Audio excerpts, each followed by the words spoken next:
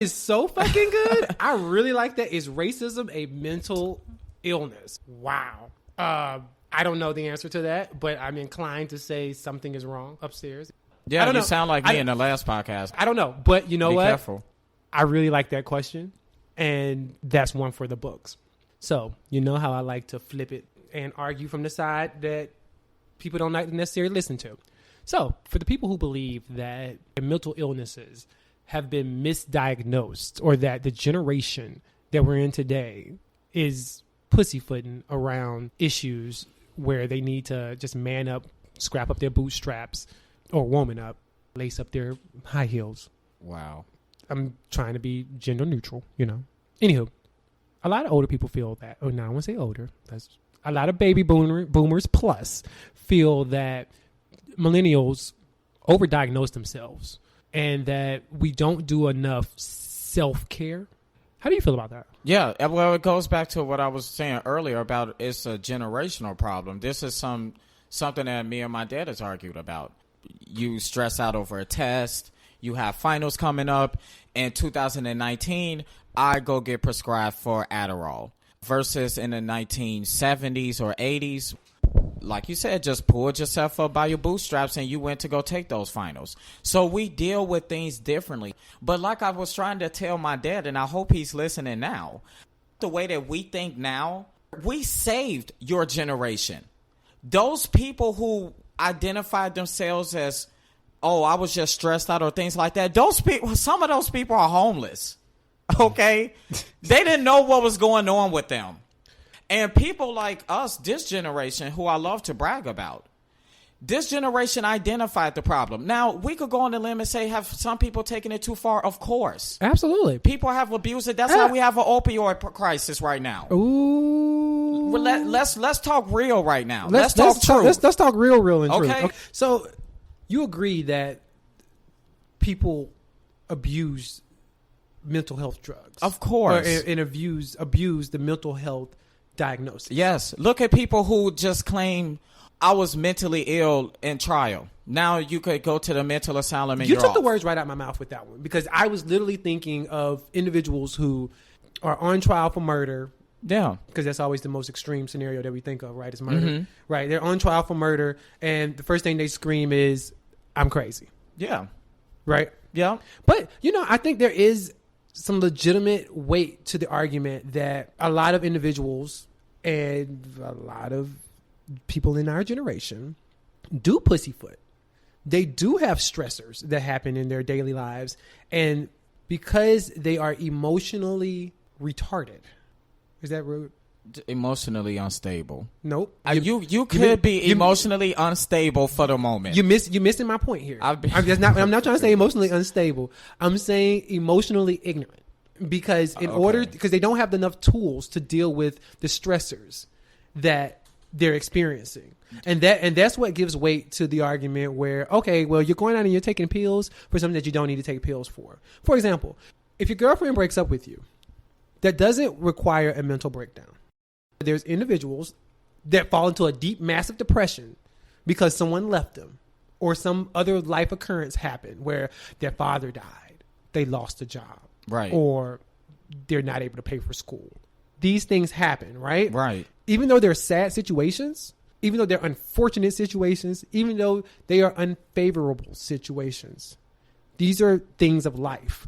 And some individuals out there, a lot of those individuals that I'm referring to are part of our generation, do not have the emotional tools to navigate those feelings. And to people like your father, I agree with him on those points, where these individuals are going to the psychiatrist and they're complaining about a major depression because of one of these life situations, when really you probably should have just sat at home, did some self-work, talk to your friends, talk to your mom, talk to your cousin, talk to whoever to work your way through that. Yeah.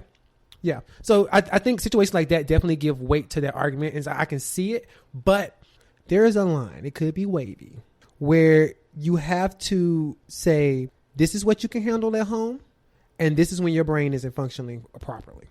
And the way that we get there is by raising awareness to mental health issues, raising awareness to the signs of mental health issues.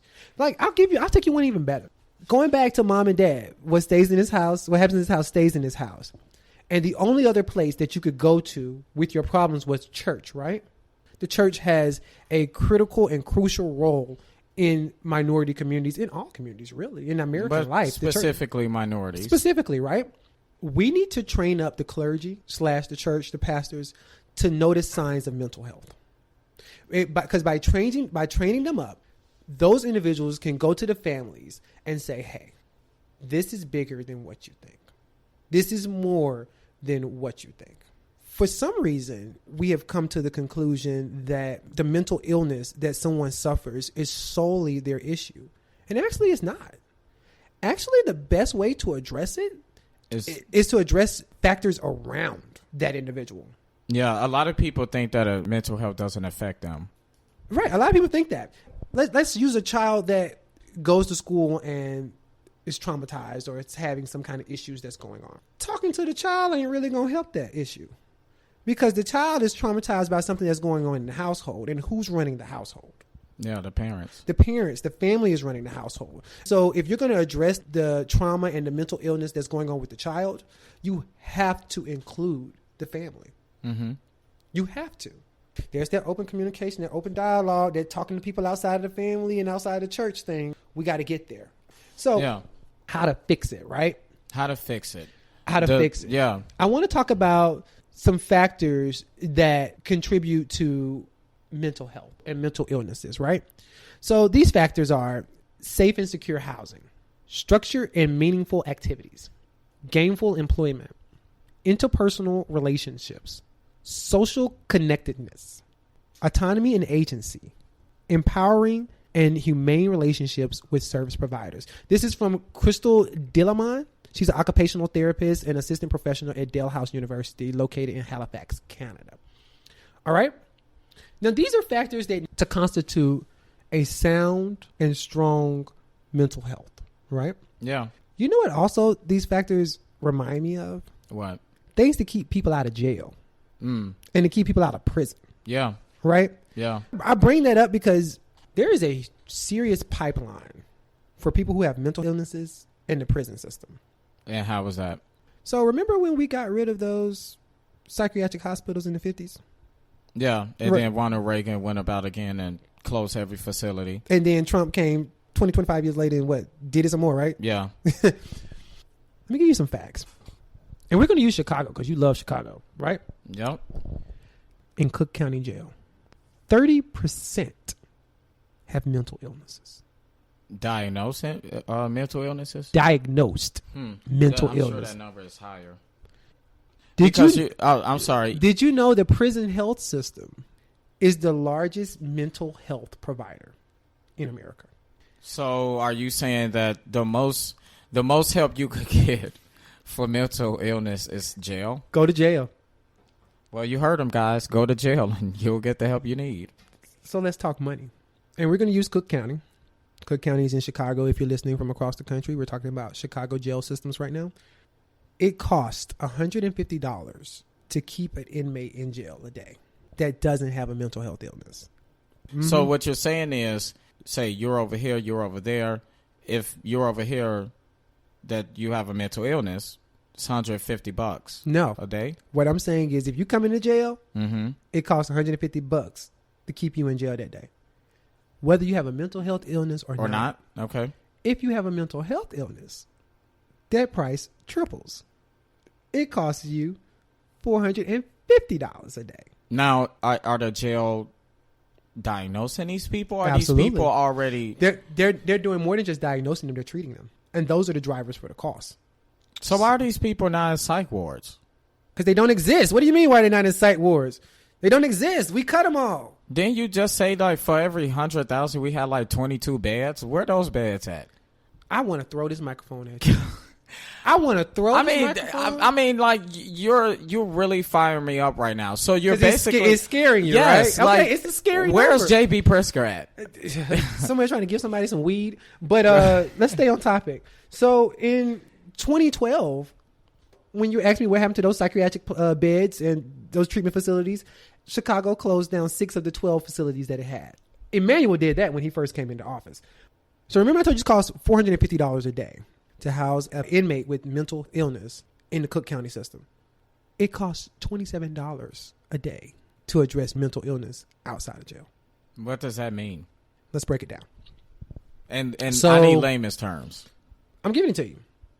You have a prison system that is completely overpopulated across the country. The prison system is not only overpopulated, but it is also the largest provider of mental health services in the country. It is providing mental health services in the absence of the mental health facilities in the communities that we established back in the 1960s because of deinstitutionalization, right? So we say all that to say we're pipelining the mentally ill into the prison system because that's the only place that can actually take care of them at a cost. What that says is exactly what you said earlier. We're sweeping it under the rug. Yeah, and we're jailing people for being sick. It's quite sad because it's almost like a cycle, and this is a cycle I made up in my head. You might have a different cycle. I have not experienced a mental illness yet, although I do think I'm a little crazy here and there. But the cycle goes mental issue. You have an unknown pain. You don't know what this is. Something is going wrong. You find a replacement for that unknown pain. That's the problem. Right there. The replacement for the pain. That's where we get to drugs, suicide, murder, anything you could think of. But there's an outcome to this, too. I mentioned that 70 and 90% of people who actually take the medication that they need saw better lives. I'm talking things like high productivity, better education outcomes, low crime rates, stronger economies, lower healthcare costs. That would be nice. People who believe that people quality are of life and income lifespan. All of these things would contribute if we just, how much did you say?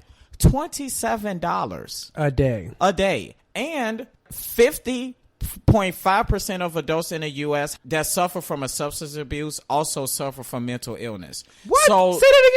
50.5% of adults in the U.S. that's had a substance abuse also suffer from mental illness. Shut the hell up. So it all goes back to what I just said. Oh, we're self-medicating.